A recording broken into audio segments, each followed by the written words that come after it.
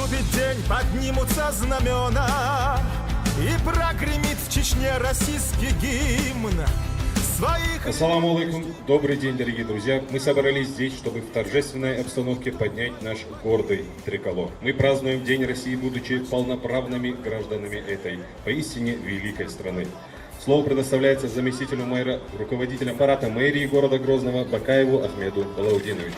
Добрый день, уважаемые гости, друзья. День России – это один из самых молодых государственных праздников нашей страны. Для нас День России – это праздник каждого гражданина, который понимает, что успех страны зависит от его личного усилия.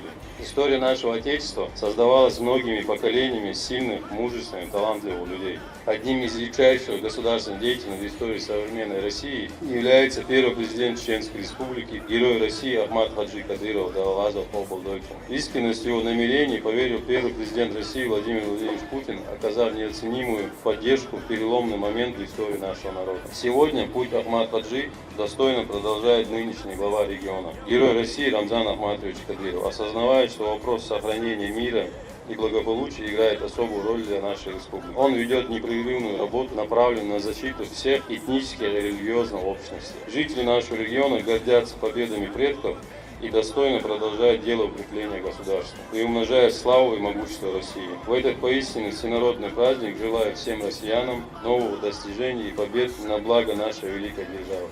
Ахмад Сила, Аллаху. Вперед, Россия, Родина героев, твой дух неистребимый не погиб. Наступит день, поднимутся знамена, и как один споем российский гимн. Вперед, Россия, Родина героев, твой дух...